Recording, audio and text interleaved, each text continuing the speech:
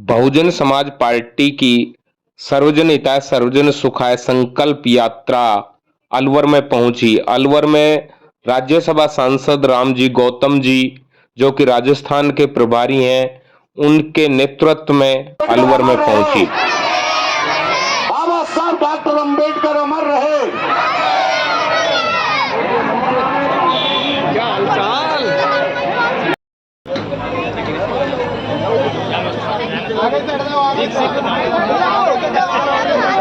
स्वागत करते हुए बहुजन समाज पार्टी जिंदाबाद, बहुजन समाज पार्टी जिंदाबाद, बहुजन समाज पार्टी जिंदाबाद, बहुजन समाज पार्टी जिंदाबाद।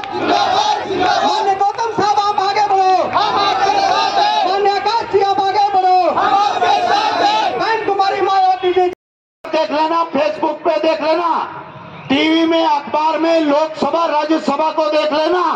अगर किसी सांसद ने रखा है तो वो नंबर 1 मान्यवर रामजी गौतम साहब है।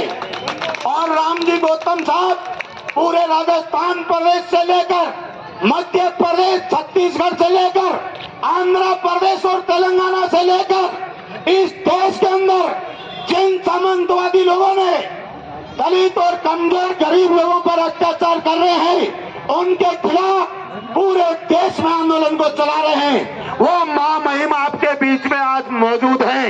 हम सब लोग उनको सुनेंगे। माने बहन मायावती जी ने आदेश देकर रामजी गौतम को राजस्थान की धरती पर इस कांग्रेस और भारतीय जनता पार्टी के अत्याचार से मुक्त कराने के लिए भेजा है। उस बुलंद आवाज को हम लोग सुनने का काम करेंगे। एक जालिम तेरी हस्ती को मिटा देंगे हम।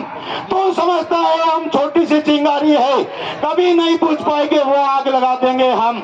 इस तरह का राजस्थान में इस गुंडागर्दी का प्रबंध करने के लिए आपके गांव में आज बहुजन समाज पार्टी की संकल्प यात्रा चलकर आई है। मैं निवेदन करूंगा राजस्थान प्रदेश के प्रदेश उपाध्यक्ष और पूर्व प्रदेश के अध्यक्ष सम्मानित सीताराम जी मेघवाल जी से, वो आए और सभा को संबोधित करें। सीताराम जी मेघवाल।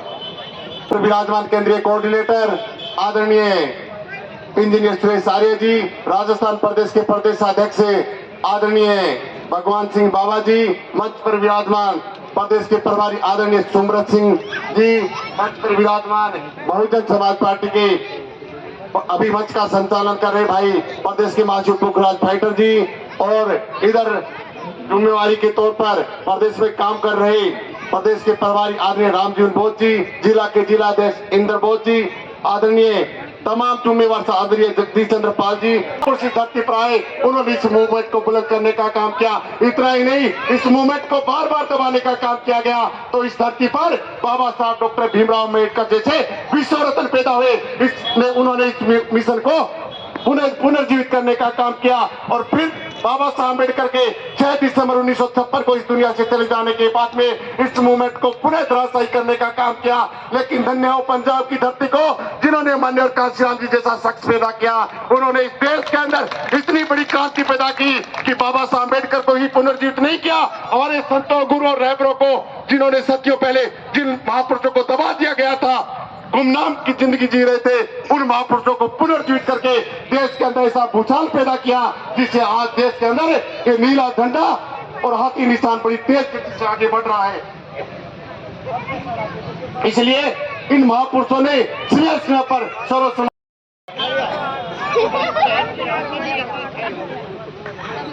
अपनी बात रखने से पहले सभी संतों, गुरुओं, महापुरुषों, महात्मा ज्योतिबा फूले, छत्रपति साहू जी महाराज, बाबा साहब अम्बेडकर, मानवर कांशीराम साहब को सबसे पहले नमन करता हूं।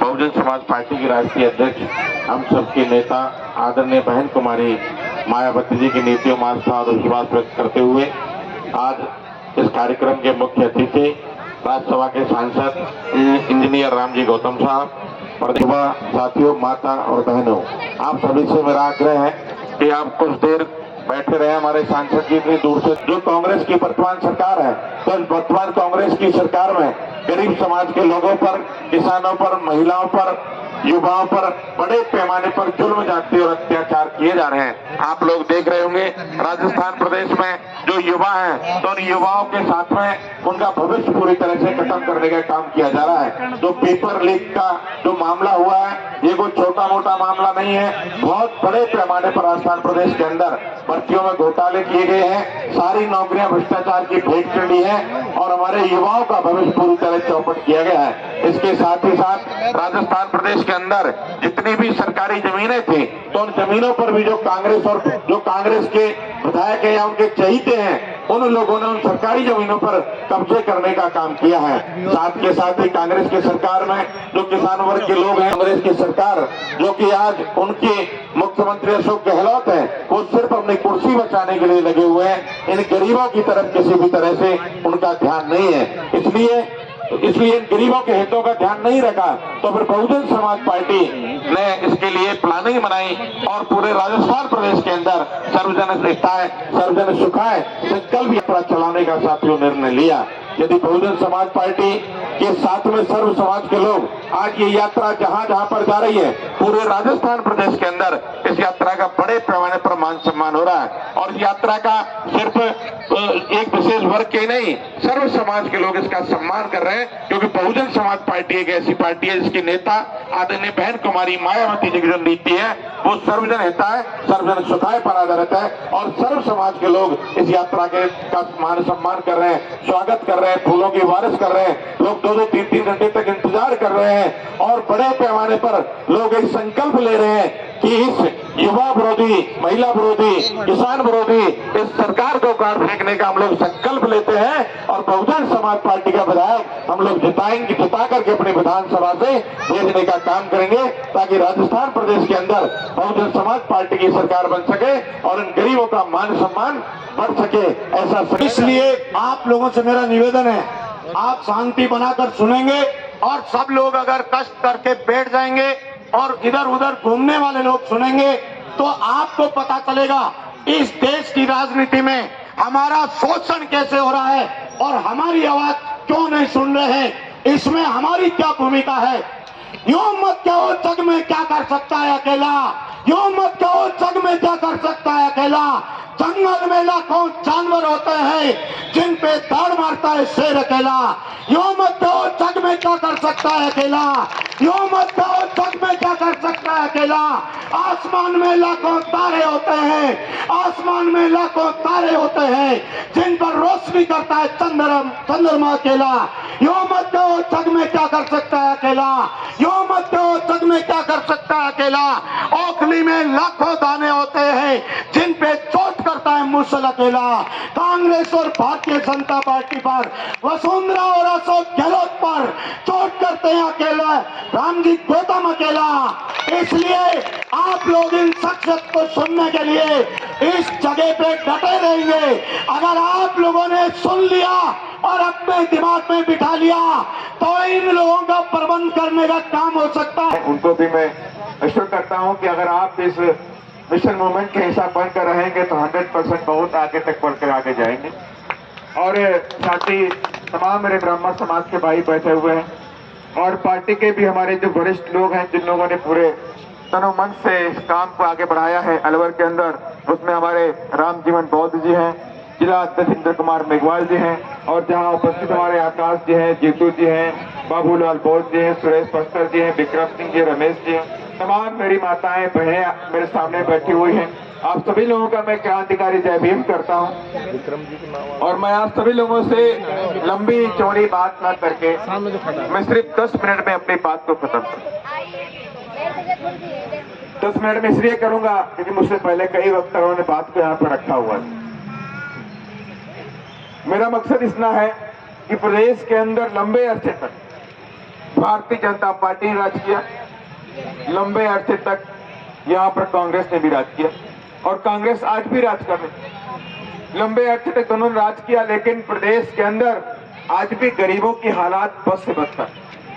जो गरीब चाहे 36 कौम का हो, लेकिन वो गरीब है, उसकी आवाज कोई नहीं है, उसको सुनने वाला कोई नहीं है, उसको देखने वाला कोई नहीं है कि उसके बच्चे पढ़ाई करते हैं कि नहीं करते हैं, उनके पास स्कूल की व्यवस्था है कि नहीं है, फीस की व्यवस्था उनके पास है कि नहीं है। कि 2 वक्त की रोटी उनको नसीब होती है कि नहीं होती है, उनको इनकम कहाँ से होती है, उनके बच्चे आगे कैसे बढ़ेंगे, उनके पास घर मकान है कि नहीं है, उनके पास जमीनें हैं कि नहीं है। किसी भी सरकार ने इस प्रदेश के अंदर जो 36 कौम के जो गरीब हैं उनके लिए काम नहीं किया। और काम किसके लिए किया? काम सिर्फ बड़े बड़े रईसों और ठन्ना सेठों के लिए होता। कांग्रेस की सरकार हो चाहे भारतीय जनता पार्टी की सरकार हो, इनका मकसद मात्र एकमात्र रहता है कि गरीबों की थाली की रोटी छीन करके अमीरों को खिलाना इनका काम, कि कैसे इनकी रोटी छीन ली जाए और अमीरों के थाली में परोस दी, यही काम कर। और इसलिए इन सब बातों को देख करके कि किस तरह से पूरे प्रदेश के अत्याचार होता है, अत्याचार के मामले में भी राजस्थान नंबर 1 है। यहाँ पर लॉ एंड ऑर्डर नहीं है। यहाँ पर मैं कह सकता हूँ प्रदेश के अंदर पूरी तरह से गुंडा राज और जंगल राज कायम है कि नहीं है? मेरी बात से कोई ऐसा नहीं है तो मेरी बात से सहमत ना हो। प्रदेश नंबर 1 पर हो गया महिला अत्याचार हो, चाहे दलित अत्याचार हो, चाहे कोई करप्शन का मामला हो, प्रदेश नंबर 1 पर रहता है। यहाँ तक कि कांग्रेस की सरकार आने वाली थी तो इन लोगों ने वादे किए कि हम लाखों नौजवानों को नौकरी देंगे, लेकिन मैं उनसे पूछना चाहता हूँ, आप मुझे बता दीजिए, आपने कहा था मैं 20 लाख लोगों को नौकरी दूंगा, आपने पूरे 5 साल में 2 लाख लोगों को नौकरी भी दे नहीं पाए।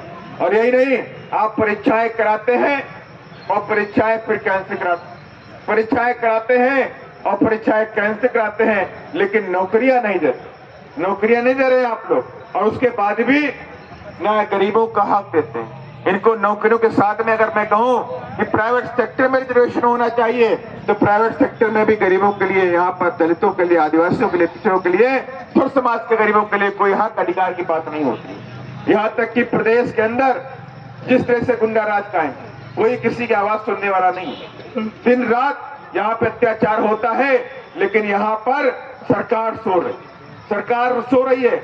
यहाँ तक कि सरकार के अंदर जो बैठे हुए लोग हैं वो गरीबों की जमीनों पे कब्जा करें, गरीबों के मकानों पे कब्जा करें, गरीबों की दुकानों पे कब्जा कर रहे हैं। तो इसलिए मैं आप सभी लोगों से कहना चाहता हूं, ये गरीब आखिर कहाँ जाए, ये गरीब आखिर कहाँ जाए जो जो इनको वोट देता है, इनको सत्ता में लेकर के आता है, लेकिन ये बेचारा तिल तिल तरफता, कोई सुनने वाला मकान तोड़ दिए गए, एक ही जात धर्म के लोगों के मकान तोड़ दिए गए, लेकिन दोषियों को बचा दिया गया, जो दोषी लोग थे उनको बचा दिया।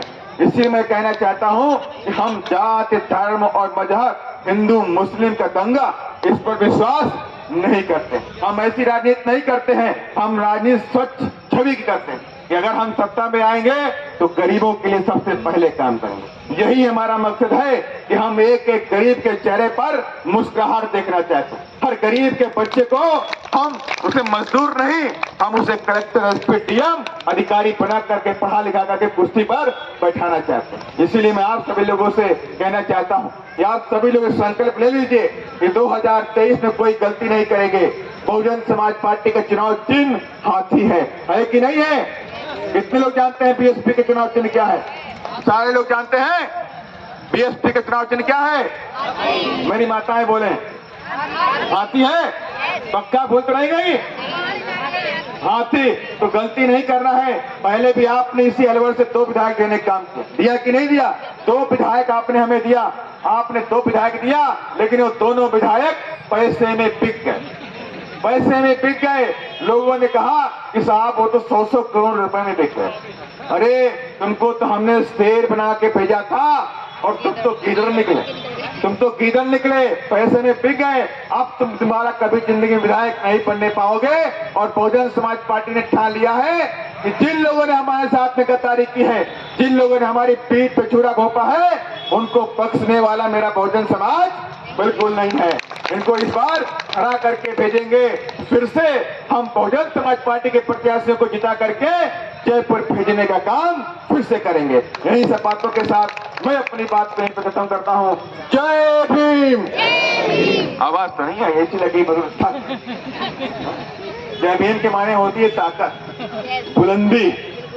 ऐसे ही बाबा साहब की फोटो लगती है। बाबा साहब 1956 से लेकर के हो गए नहीं, 1956 माने 44 साल उधर और 23 साल इधर हो गए नहीं, हो गए 70 साल के ऊपर हो गए। और बाबा साहब की आज भी हम पूजा करते हैं, उनको जिंदा महसूस करते हैं दिल में। मानते कि नहीं मानते? ऐसा लगता है कि बाबा साहब आज भी मेरे सामने जिंदा है। बाबा साहब ने कहा भी था कि मेरे बच्चे जब तक ये संविधान जिंदा तब तक मैं आप सबके बीच में जिंदा रहूंगा। तो जिंदा है बाबा साहब, आपके दिलों में जिंदा है, तो फिर से बोलिए शेर की तरह, जय भीम, जय भीम, जय भारत। धन्यवाद। रखी, क्योंकि आप लोगों को जाना भी है। मैं ज्यादा कुछ ना कहते हुए मैं धन्यवाद देना चाहता हूं आप सभी लोगों को कि आज संकल्प यात्रा जो कि 16 अगस्त से धौलपुर से शुरू हुई, धौलपुर के बाद करौली, सवाई माधोपुर, भरतपुर और दौसा के बाद आज अलवर में पहुंची है। बुदनपुरी में इस जनसभा में आप लोगों ने तहे दिल से हम लोगों का स्वागत किया, सम्मान किया है। मैं उन सभी साथियों को जिन्होंने इस यात्रा का स्वागत किया है, बारंबार दिल की गहराइयों से धन्यवाद देता हूं। साथ ही हमारी माता बहनें जो अच्छी संख्या में चलकर आई हमें सुनने के लिए और यात्रा का स्वागत करने के लिए, आप लोगों का बहुत बहुत धन्यवाद। जय भीम, जय भारत, जय काशीराम।